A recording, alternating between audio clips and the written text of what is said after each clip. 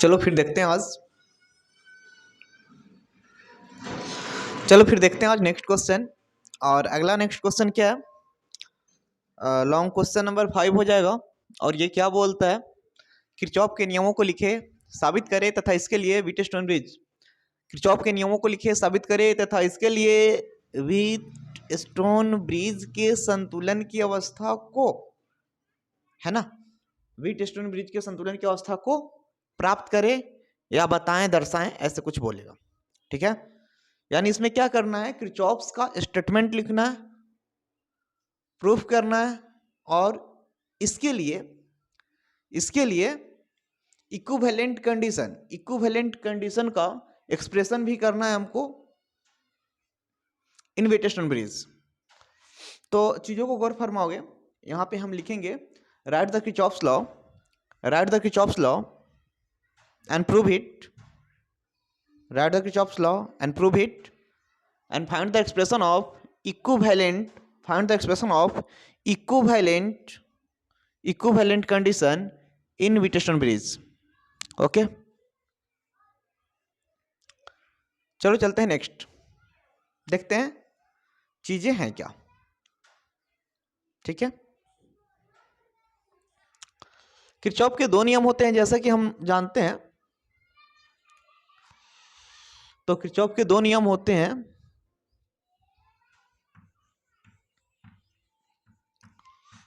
Kirchhoff के दो नियम होते हैं। ठीक है, पहला क्या है, पहला को हम लोग देखेंगे, इसको बोलेंगे प्रथम नियम।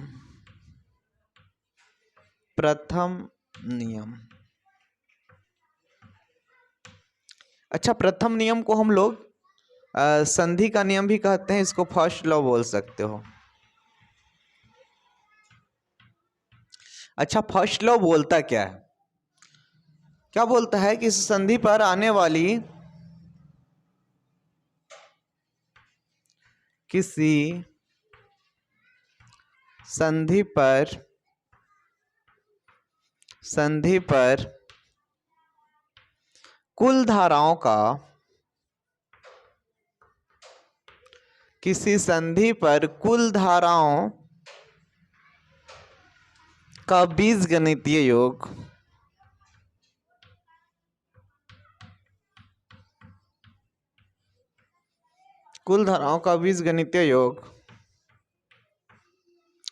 शून्य होता है।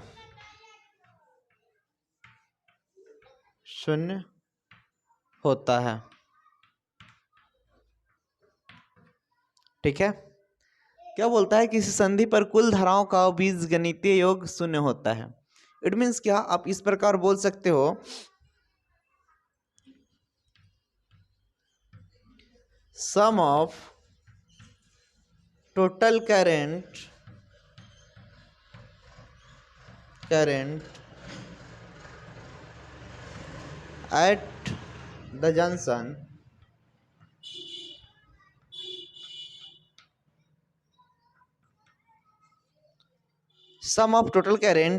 junction is 0। ठीक है, या आप बोल सकते हो algebraic sum of total current at the junction या एनी जंक्शन इज 0। अब क्या, यहां पे थोड़ा सा आप फिगर देख लो,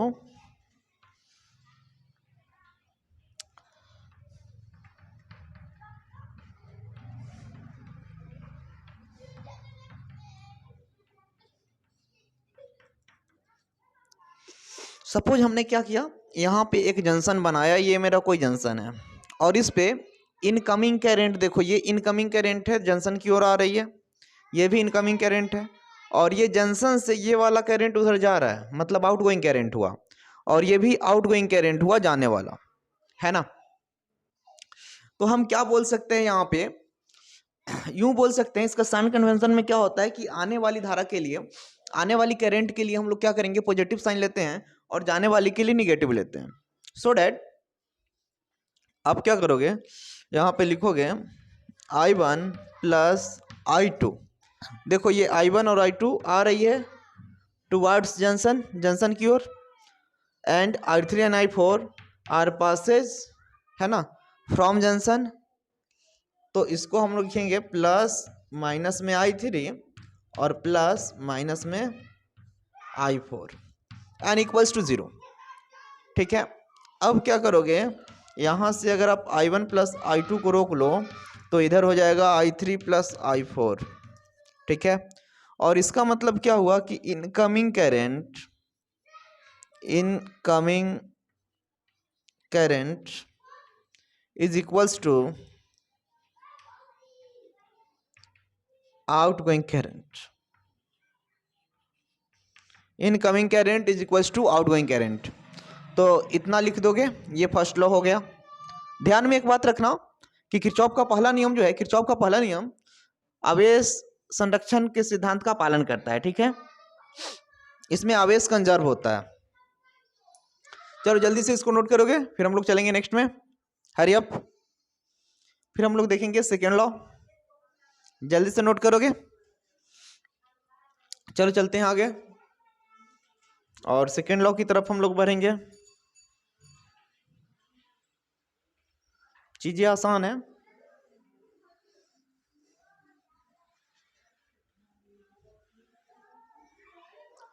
चीजें आसान है और घबराना माना है। देखो सेकेंड लॉ पे हम लोग चलेंगे। द्वितीय नियम या दूसरा नियम आप बोल सकते हो, इसको हम लोग सेकेंड लॉ बोल सकते हैं। अच्छा, ये बोलता क्या है? ये क्या कहता है कि किसी बंद परिपथ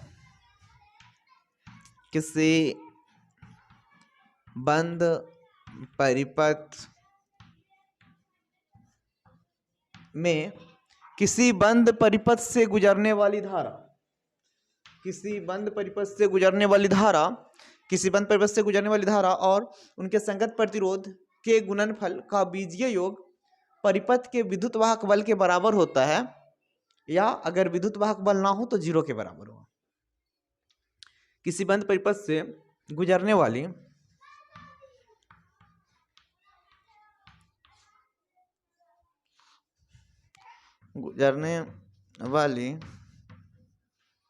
धारा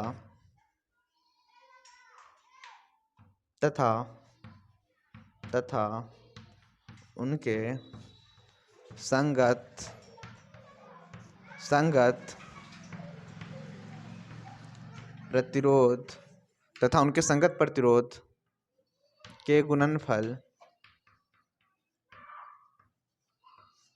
का बीजीय योग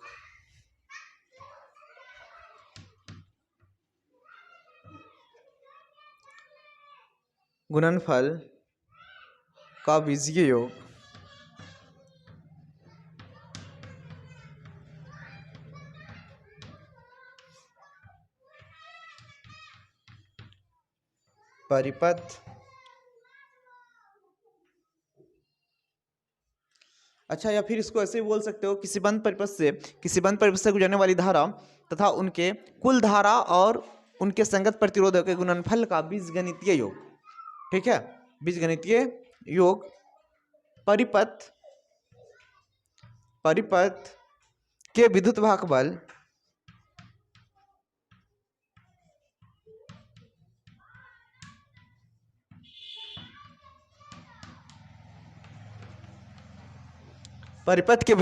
के बराबर होता है।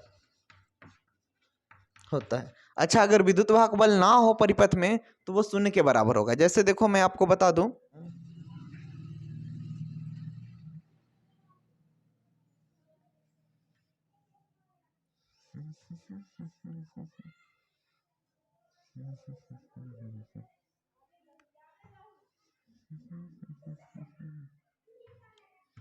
A B C D, ये R1, ये R2, R3, R4 और ये R5।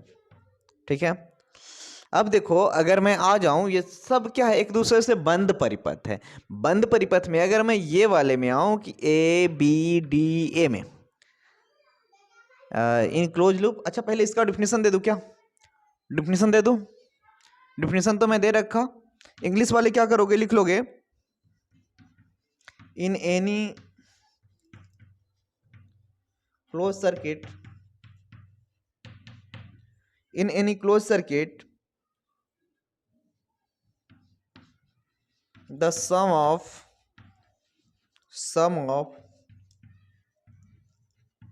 product of current and resistance, current and resistance is equals to EMF। क्या है? in any closed circuit the sum of product of current and current and resistance, the sum of product of current and resistance is equals to EMF। किसका EMF जी? तो it's EMF आप बोल सकते हो, यानी जहां पे ये करंट जुड़ा होगा और क्या जुड़ा रहेगा, करंट जुड़ा होगा, प्रतिरोध जहां से करंट पास कर रहा होगा और प्रतिरोध वहां बगल में होना चाहिए, उसी को हम लोग क्या बोलते हैं, संगत प्रतिरोध बोलते हैं। देखोगे यहां से जाने वाली करंट I1, इसमें आने वाली I2, इसमें आने वाला I4, अच्छा इसमें आने वाला मैं मान लेता हूं I3, यहाँ पे I3, इसमें आने वाला इधर से I5, और इसमें आने वाला हो गया आपका I4। तो बातों को गौर फरमाओगे, हमने क्या बोला, in any close circuit the sum of product of current and resistance is equal to EMF। ठीक है, इसमें तो EMF है ही नहीं, तो इसमें जब EMF नहीं है तो जीरो के बराबर होगा, और अगर EMF आप डालोगे तो उस EMF के बराबर होगा। ठीक है, तो चलो अब देखोगे इन क्लोज लूप अगर आ जाओ, या इन क्लोज सर्किट बंद परिपथ, बंद परिपथ ए बी डी बी में, in close circuit A B D B में देखो इसमें क्या है, आने वाली यानी क्लॉकवाइज डायरेक्शन के लिए किरचॉफ सेकंड लॉ में, जिसको हम लोग KVL बोलते हैं यानी वोल्टेज का नियम भी बोलते हैं, इसको लूप्स लॉ भी बोला जाता है, किरचॉफ के दूसरे नियम को लूप्स लॉ भी बोला जाता है। इसमें घड़ी के डायरेक्शन में यानी क्लॉकवाइज डायरेक्शन में पॉजिटिव साइन लेते हैं, साइन कन्वेंशन, और अगर एंटी क्लॉकवाइज हो तो क्या लेते हैं, साइन कन्वेंशन निगेटिव लेते हैं। तो यहाँ पे करोगे आप, देखो I1 इंटू R1 ये घड़ी के डायरेक्शन में है, और प्लस ये क्या है I5 इंटू R5 ये भी घड़ी के डायरेक्शन में है यानी क्लॉकवाइज है, लेकिन ये वाला फिर एंटी क्लॉक आ रहा है, तो इसको हम लिखेंगे -I3 into R3 N equals to 0। ठीक है, एन इक्वल्स टू 0, क्योंकि इसमें EMF कहीं लगा हुआ नहीं है। अगर मान लो कि यहाँ पे मेरा EMF होता, अगर मान लो कि मेरा ये EMF होता, तो मैं यहाँ पे 0 के जगह पर क्या लिखता, 0 के जगह पर E लिखता मैं यहाँ से, ये वाला पार्ट, लेकिन ये वाला नहीं है तो मैं यहाँ 0 लिखूंगा, ध्यान दोगे। ठीक है, अगर होगा तो E लिखना। चलो इसी प्रकार आ जाए इन क्लोज सर्किट BCDB में, यानी बंद परिपथ BCDB में, BCDB में क्या, देखो ये क्लॉकवाइज कौन आ रहा है, क्लॉकवाइज कौन आ रहा है, तो क्लॉकवाइज ये आ रहा है, ये वाला और ये वाला, लेकिन ये वाला एंटी क्लॉक आ रहा है। तो आप इसको ऐसे लिख सकते हो कि I2 into R2 plus I4 into R4 minus I5 into R5 equals to 0। ठीक है, तो इतना करोगे ये किरचॉफ सेकेंड लॉ हो गया। जल्दी करोगे, फिर हम लोग को व्हीटस्टोन ब्रिज देखना है अभी, हरी अप, जल्दी करोगे, व्हीटस्टोन ब्रिज देखना है, हरी अप जल्दी करोगे। जल्दी करोगे। तो यहां तक हो रखा है, यहां तक हो रखा। तो इसके बाद जो है हमको बीट स्टोन ब्रिज बनाना है, तो जल्दी से मैं इसको डिलीट कर दूं और बीट स्टोन ब्रिज की कहानी हम लोग समझे थोड़ा सा।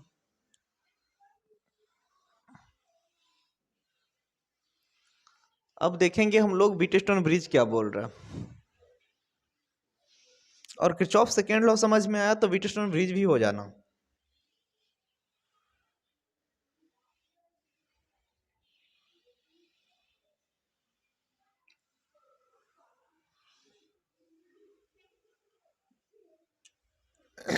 देखोगे बीट स्टोन ब्रिज के लिए हम पहले क्या करेंगे, एक डायग्राम ड्रॉ करेंगे।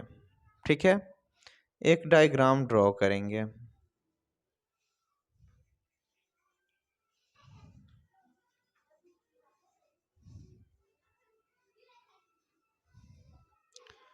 ये मेरा हुआ P,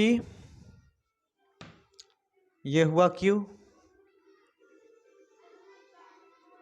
P Q R S। ठीक है, P Q R S। अब देखोगे यहां से एक हमने यहां गैल्वेनोमीटर लगाया और इसमें आने वाली धारा IG हुआ। सपोज इसको कोई सेल से अगर जोड़ा जाए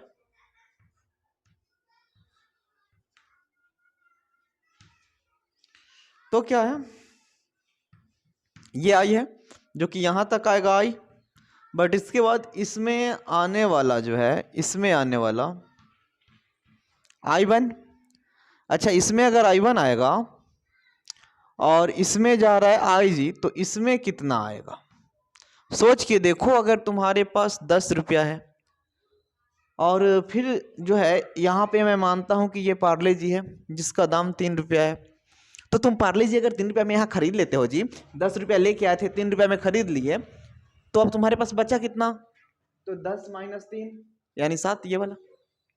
उसी प्रकार यहाँ जो मेरा बचेगा वो इसमें से इसको मैं घटा लूंगा तो ये वाला रेस्ट अमाउंट बच जाएगा, यानी क्या I1 minus IG, I1 minus IG।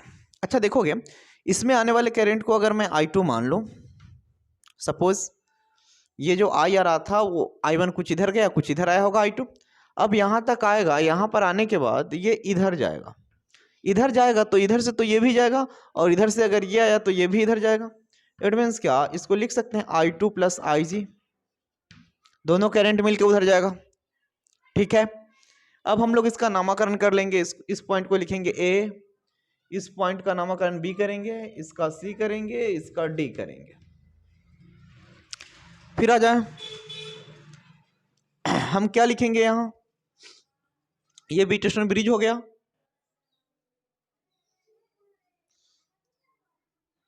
यहां लिखेंगे लेट, माना कि 4 प्रतिरोध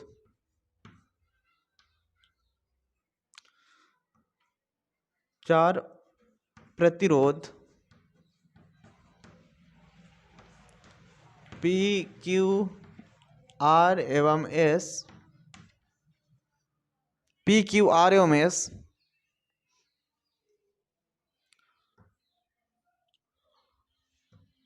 दिया है।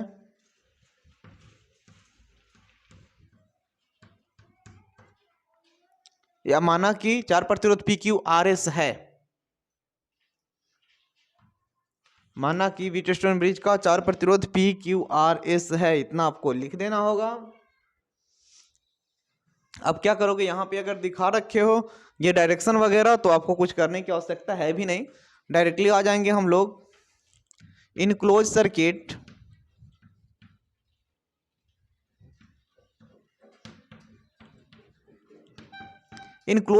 इन मीन्स क्या, किसी बंद परिपथ में, और अगर हम इस बंद परिपथ में आए,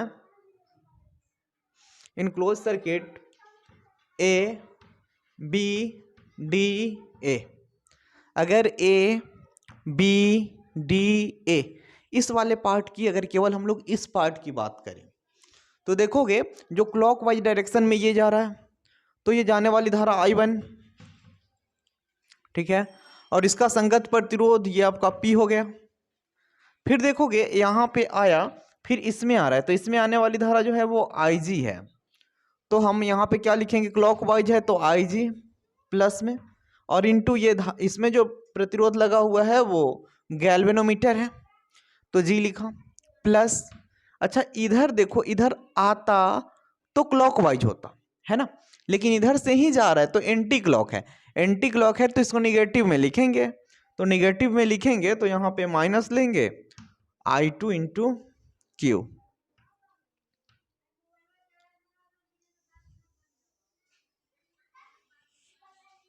I2 इंटू, यहाँ पे थोड़ा सा सही करोगे, यहाँ पे P Q और यहाँ पे R और S होगा, ठीक है, ये P Q R और S होगा, कुछ इस प्रकार का होगा, ठीक है। तो यहाँ पे क्या आ जाएगा, आपको R आ जाएगा, और क्या इक्वल्स टू 0, क्योंकि इसमें EMF तो लगा हुआ है नहीं। अब देखोगे अगर यहाँ पे तुम क्या कर लो, यहीं पे आप दे लो संतुलन की अवस्था में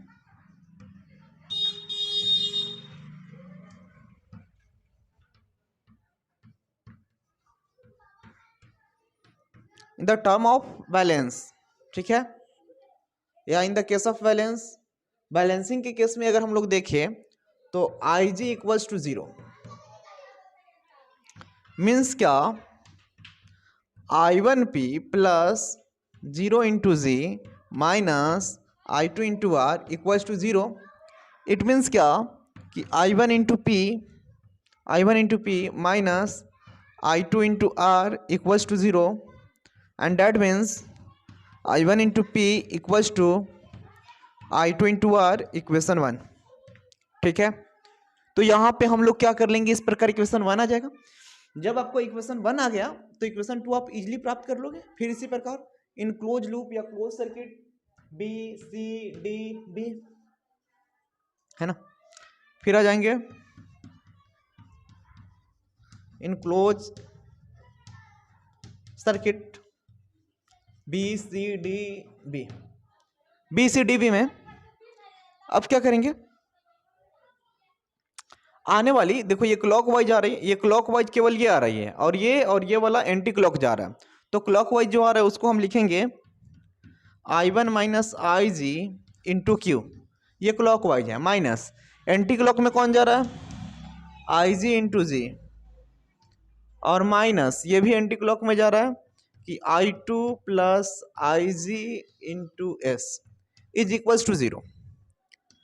अब क्या होगा कि यहाँ पे IG का वैल्यू हम लोग 0 लेंगे, तो होगा I1 इंटू क्यू। अगर यहाँ पे IG का in the term of balance के टर्म में अगर हम लोग देखें, बैलेंसिंग के केस में देखें तो IG का वैल्यू 0 होगा, तो I1 minus 0 into Q minus IG का मान 0 इंटू जी, और क्या minus I2 plus 0 into S is equals to 0।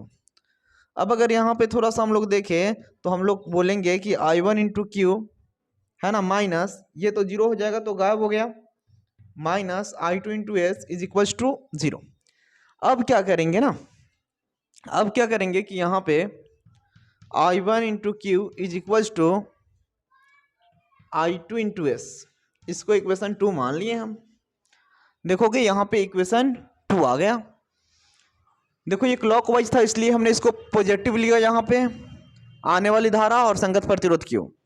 देखो ये जो है एंटी क्लॉक है, घड़ी के विपरीत दिशा में जा रहा है, इधर से जा रहा है तो घड़ी के विपरीत दिशा में जा रहा है, तो निगेटिव लेंगे, तो IG इंटू जी को हमने निगेटिव लिया यहाँ।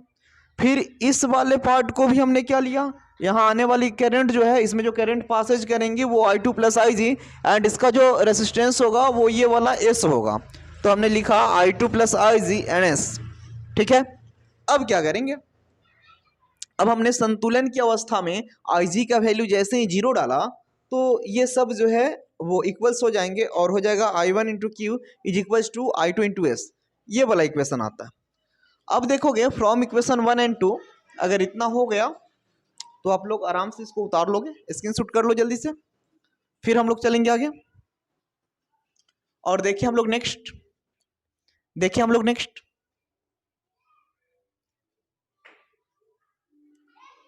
फिगर को मैं मिटाऊंगा। फिगर आप लोग अच्छे से बनाओगे, है ना, अच्छे से बनाओगे।